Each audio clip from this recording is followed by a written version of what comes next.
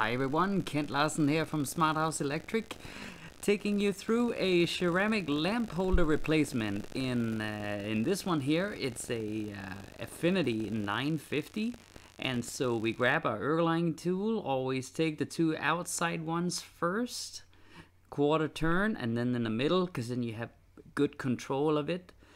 And we can lower our acrylic. And I always put something to protect the acrylic just in case you drop something. And we're gonna take our the whole reflector out, so we certainly want to make sure we don't scratch anything there. So put the little push that over that little tab there, and that'll make the glass come out very easy. And then just take the lamp out with this is an alcohol wipe, just so if we gotta use that lamp again, we can. And so as you can see here, look at how charred that one leg is. So that's definitely an indication of a bad lamp holder.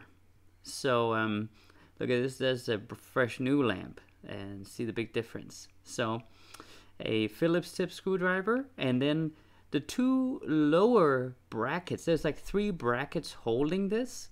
I just kind of like take halfway out, just loosen them up, and then the top one I take all the way out, because it's gonna assist you to put this back in.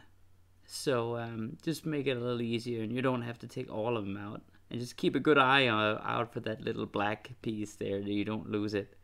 So now we can take our whole arrangement out and just unplug it there. And see there, we got igniter, we got the little fan, and there's a little thermal fuse in there too. So everything sits on this unit. So here, orient it and keep it that way, and just really pay attention to how you put it, so that you put the glass reflector back on exactly the same way as you took it off, so it has the same alignment, because there's like a little notch on the glass that's going to fit perfectly when you put it back into the machine. So we take those 3 screws all the way out, and alright, just one more. Guess I could have cut a little here, but let's just watch this as well, I guess. And so again, orientation, I just, as you can see here, sometimes it sticks a little bit because there's a little yeah, look at that. I really make sure that it stays the same way. And then the little tabs there just have to be turned so they go straight on that cavity there. That's how it is latched together, because we need to get inside of that sheet metal housing there. And then there's a little screw with a little tap that goes down. We need that out as well. It's all gonna make sense also when you look at it, just knowing that, yep, you gotta take all this apart. And you bend that straight up so that we can open up into our lamp holder. So we can do a nice job on installing this, installing the new one, so it gets back to original. That's what we want to do. And so there's 2 little screws holding that lamp holder.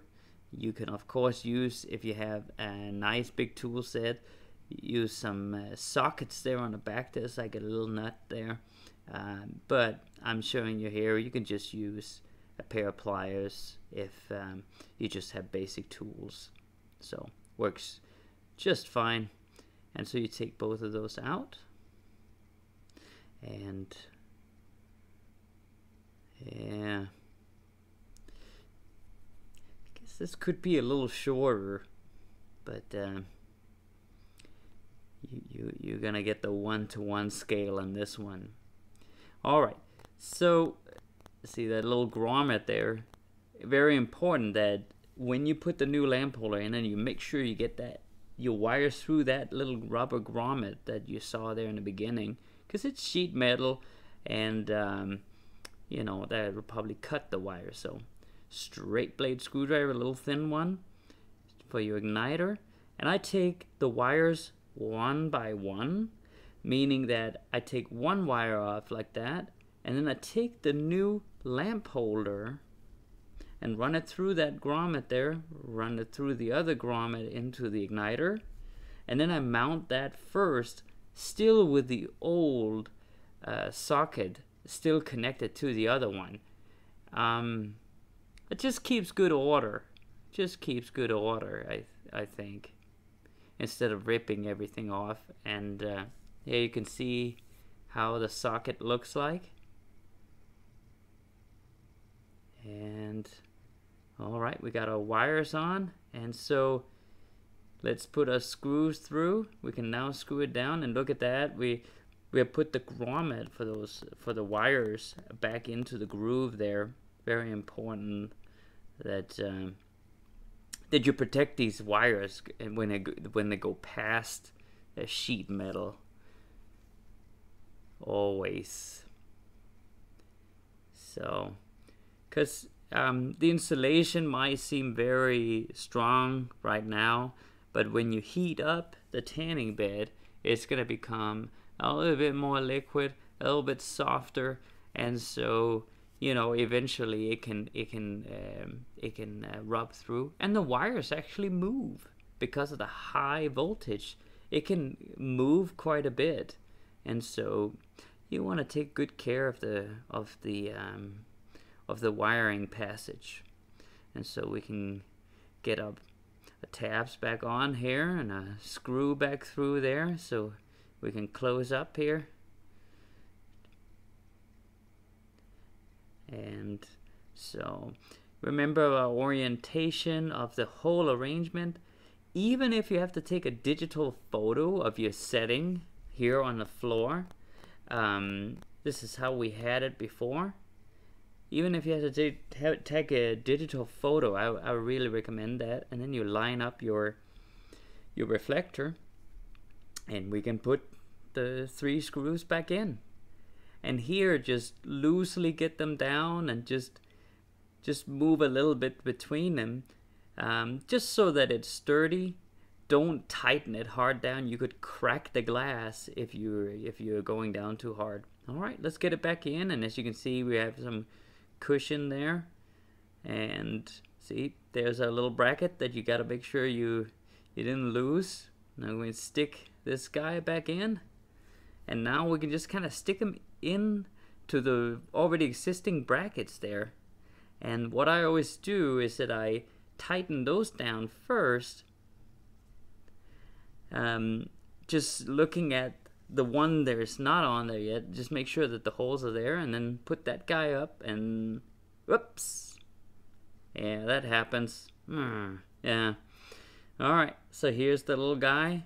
Put the screw through, put your screwdriver to it, so you're ready to roll, and then you put that up. And see how nice it is that you don't have to hold your reflector while you're doing it. So new lamp. I'm holding it here with a alcohol wipe, and just pay attention to, there's a thick prong and a thin prong, so it only fits in one way. The glass, the reflector glass, and so there's kind of cavity on the opposite side of that little mechanism there that you stick it into first, and then you can push it up. And then I always use a straight blade screwdriver to push that back, and then you just, there you go. That's it, and thank you for watching.